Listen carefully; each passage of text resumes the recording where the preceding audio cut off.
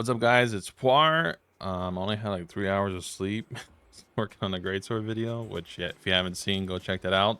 But apparently Monster Hunter has sent out a director's letter giving us details about the future and so on and so forth. So we're going to cover that real quick. Obviously I'm giga late. It was like 5 hours ago when you uploaded this, but I'll try my best. Anyways, a message from director Takuda. So I guess now they sold over 10 million copies. So congrats to Capcom. I think they sold what, 8 in the first 3 days or a week of the launch. So 2 more since then. I'm not sure how that is compared to World or Rise, but obviously 10 million is a lot. And hopefully we'll get to 20 million by the year's end, but we'll see. They're planning to release free item pack for the community. I'm sure that's cool. The development team has been reading feedback and we are encouraged by it. We are using comments and feedback we also received to help plan our future actions, and especially I'd like to take a moment to run through their upcoming plans for changes to Monster Hunter Wilds. So obviously we have the roadmap that we're going to have. We're going to get title update on Thursday at 11 p.m. Eastern time. That's when I'll be streaming it. And then things like Archdemmered and the festival are delayed at the end of the month. But at the end of May, we're going to get a Capcom collaboration. And I guess a lot of improvements they mentioned in this message will happen then as well. So they're going to have some things they didn't mention in title update 1, like Corrupted Mantle getting nerfed, which I predicted in I think my longsword meta video. I said it was gonna get nerfed, and it is. So that's definitely going to change how builds work, depending on if they nerf the crit. But they also plan to make various tweaks to the game. We'll also continue to release further updates with an update at the end of May. A second free title update around summer.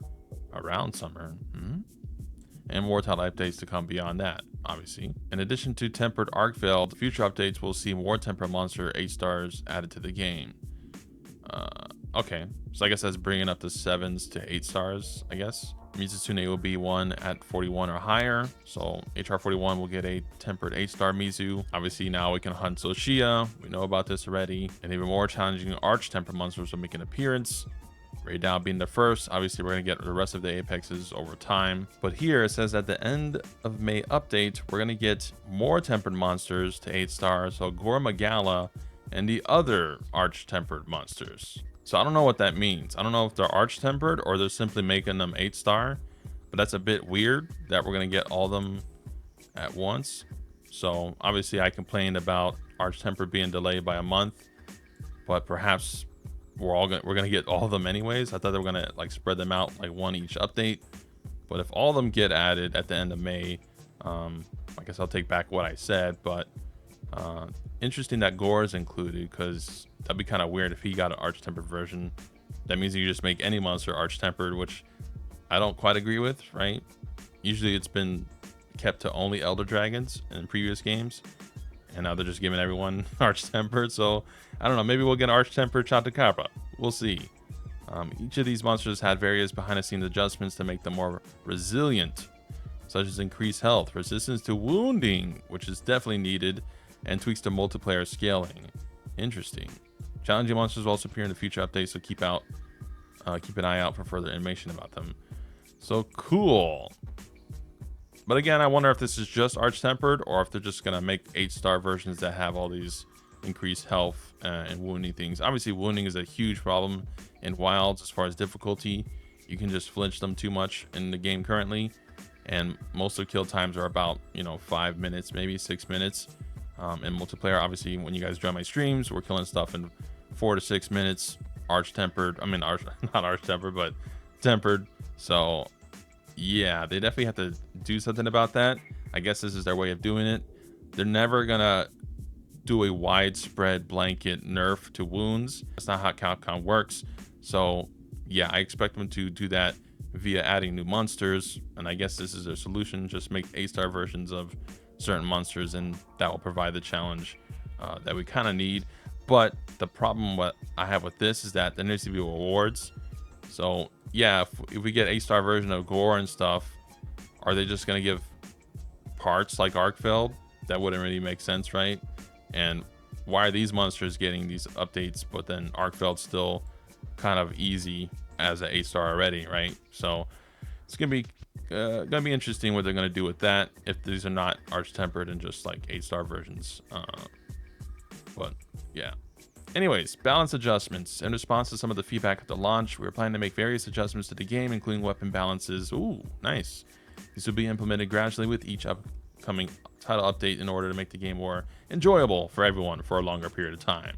For example, we are currently carefully considering upward adjustments for the hammer, and then looking at other overall weapon balance adjustments with the goal to implement them either at the end of the May update or in the second title update. So we're going to get weapon balance changes. Cool. Upward adjustments, so that means buffs, which is nice for hammer users. But, some unintentionally overpowered things will be adjusted downward. We'll also be adjusting other parts upward, making for a general balance update. Ooh. So I wonder if they're actually going to adjust, let's say Crimson Spam Longsword. I wonder if that's going to get nerfed. I expected that to happen during the expansion, because in World, Foresight Slash was nerfed during the Iceborne expansion, but they didn't really adjust it mid-update, I don't think. So what do we have? Maybe Charge Blades, the Axe form, probably a little bit overpowered compared to SAED. Greatsword, I know I just made a video about it, but the counter is, or the offset's really freaking crazy as far as like what it gives you. The iframes, really generous. I think it's a bit overpowered. And then you don't really need guard and guard up or anything like that for anything. So I wonder how they're going to handle shield weapons in particular, because right now they can just get away with anything and just block. Like Sword and Shield's freaking pretty overpowered, I would say, with the whole blocking and perfect blocking. Then you have like the evade slash, I think has iframes a little bit. And then obviously Corrupt the Mantle, which is right here. Overtuned at launch. Yeah, clearly. Causing them to build up more damage than expected, thus narrowing the range of options for choosing over other mantles in the first title update. So the one coming up this Thursday, we are going to get a nerf to Corrupt the Mantle. So that means speedrunners are not going to kill as fast, because yeah, this thing's a huge contribution to actual damage during a speedrun hunt. I suspect it's cutting down kill times by like 30 seconds to a minute. So definitely overpowered. It should at least drain your health constantly. That way you kind of have to either heal a lot or, are forced to run, health boosting things like Arc Failed set bonus or G-Arc set bonus to keep your health alive somehow. Because it's too beneficial, right? If you can just stop the health drain by simply attacking, which you're going to do anyways, right? That makes no sense. So yeah, I'm curious how they're going to nerf this. If they nerf the crit chance, that's definitely going to affect a lot of builds going forward, because obviously I make a lot of builds with Mantle on mine. So we might have to consider more Wex and stuff like that. But we'll have to see Zoshia's set and Mizu's set anyways. So we're going to update all those things, I suspect. So yeah, Corrupted Mantles are getting nerfed. That's good. I don't know if people use the other mantles, but maybe. I have seen no one use the Evasion Mantle, for example. I've been suggesting Rocksteady, so no changes there, I don't think. But yeah, Corrupted Mantle nerf is a big one. This is my morning voice, by the way. Anyways, quality of life improvements. Ooh, QOL. We'll continue to make quality of life improvements to the game in all areas, not just the ones listed below, for points that players are finding inconvenient. Like the other changes, these will be implemented gradually in the forthcoming updates. Obviously, we're getting the Ground Hub, which is saying here. In addition, although some of these improvements are included in above adjustments, we will make it easier to access information you need through the UI. The team will also continue to make additional adjustments and improvements to further enhance the overall feel of the game to create an even smoother gameplay experience. Performance, like the ease of restocking items, checking skill information, participating in multiplayer quests, and using the Sacred, and the camera behavior during hunts. Let us not zoom in on focus mode. I kind of have to use a mod for that to zoom out in focus mode, but I hope for normal people or console users you get that, because it's so much better to be able to not zoom in during focus mode. Your cam is like super up close in this game, so I hope that is an adjustment to zoom a bit out more so you can actually see Gore instead of being inside of him.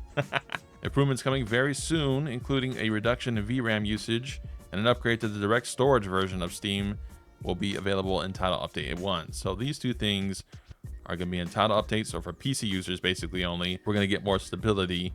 This is basically a mod. I'm not sure about the VRAM thing, but the direct storage thing is definitely a mod that people are using. So I'm guessing Capcom just took that and implemented that finally into the game. And they're going to continue to do further updates. So Probably not a big push to performance, but hopefully people get a bit more frames without the need of modding at least. If you're already modded though, you probably won't do too much, but I guess that's one less mod, right? And game cycle balance adjustments. In addition, we also plan to take a wider look at overall gameplay flow, which encompasses a range of things such as the in-game economy, balance, and other areas.